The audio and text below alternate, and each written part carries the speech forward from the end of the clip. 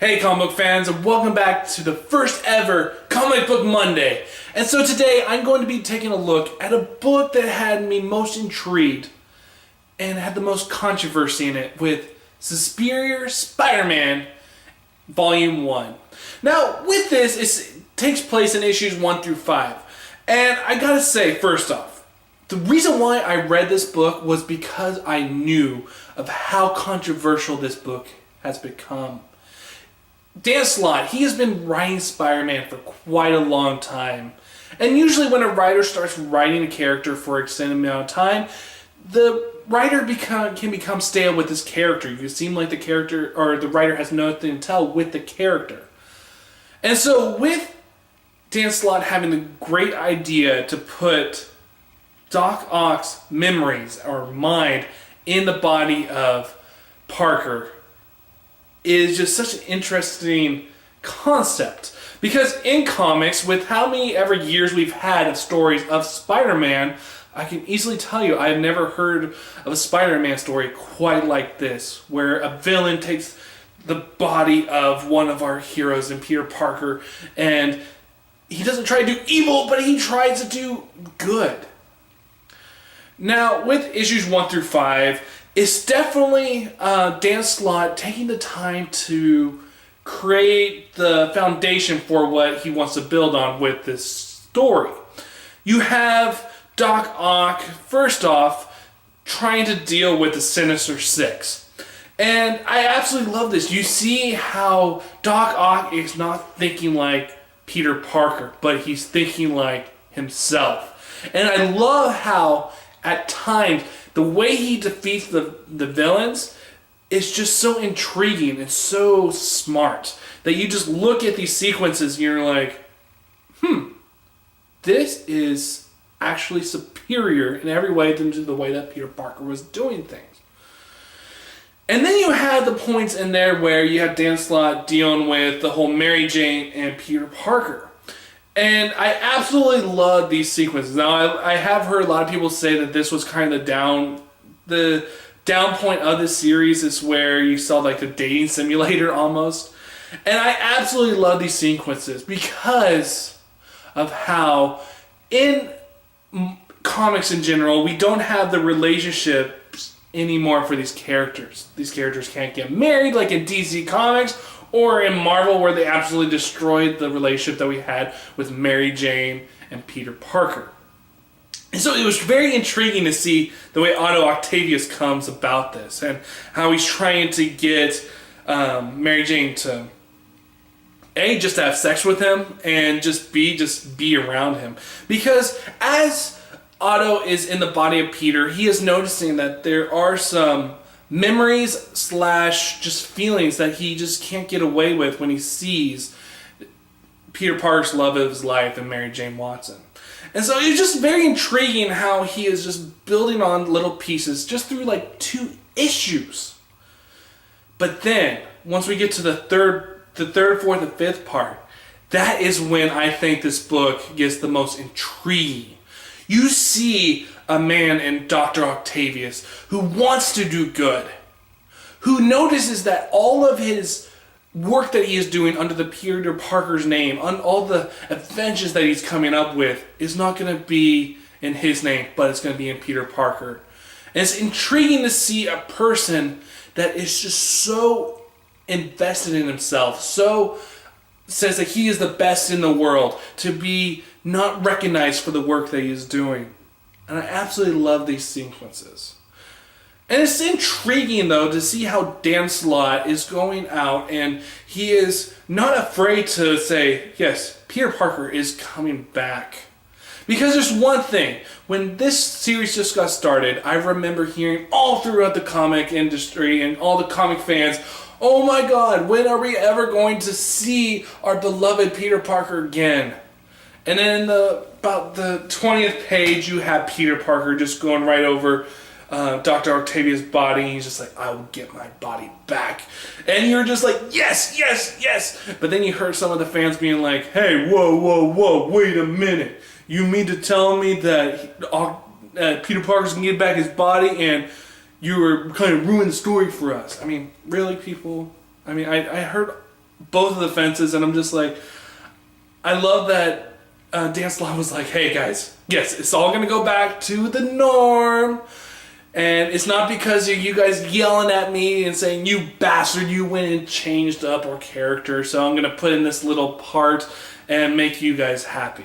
No, I just loved Dan Slott's response to this, where he was like, with all the anger people about how they thought that Dr. Octavius was going to be Peter Parker forever, and how they saw this page and they're like, wait, you just heard our anger and you just changed it. And he's like, no, I did not just go and change it there.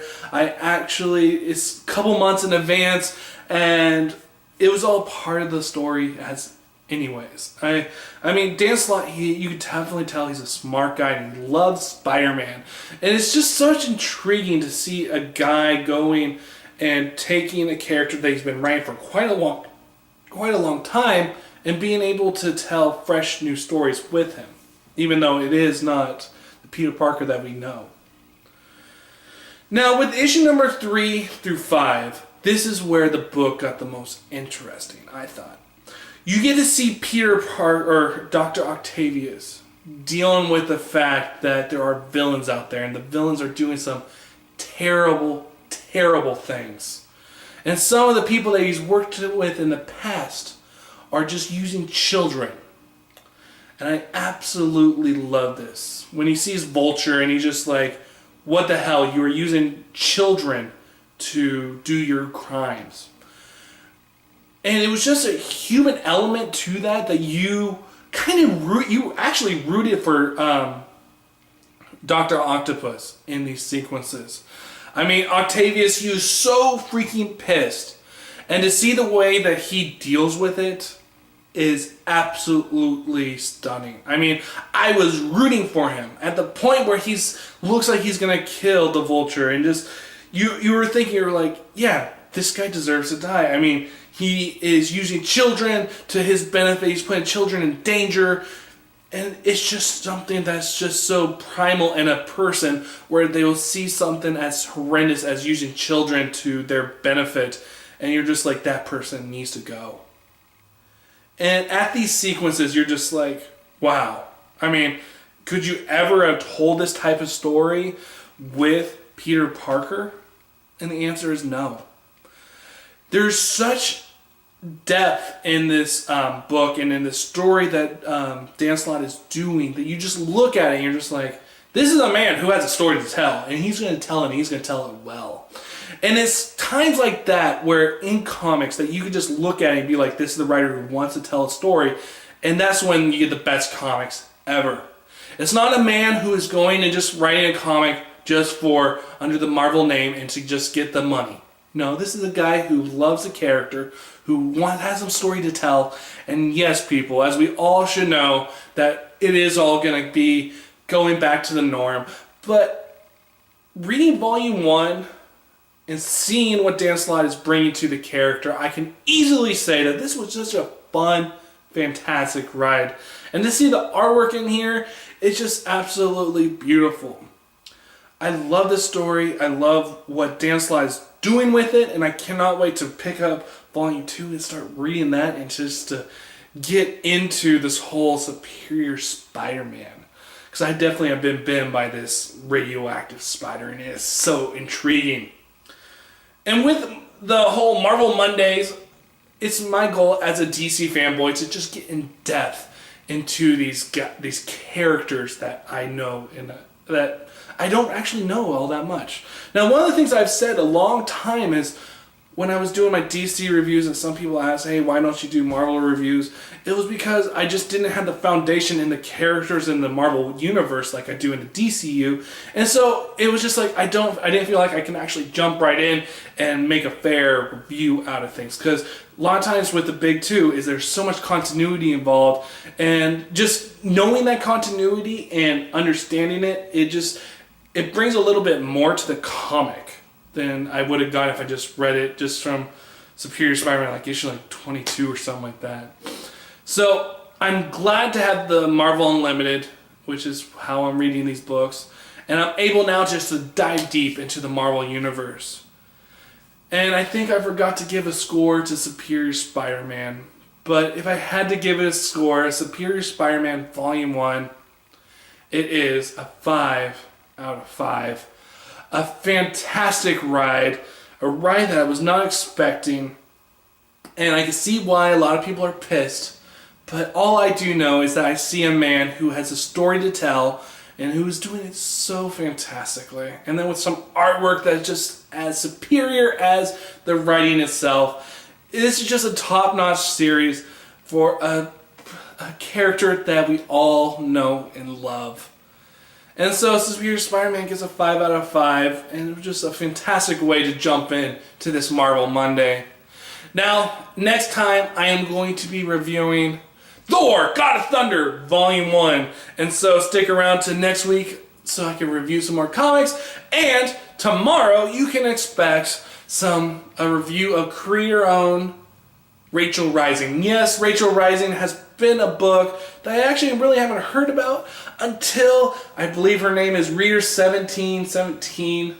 She did this awesome video about supporting this book and seeing the way how she had her own video to support the book, which is fantastic, and it got me intrigued to read this book.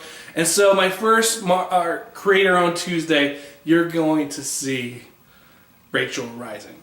So hopefully that's good, and I'll see you guys next time on the Comic Fix. Subscribe down below, like up top. I don't know what the hell I'm saying if there are likes buttons, but I think like buttons down there. I'll see you guys next time.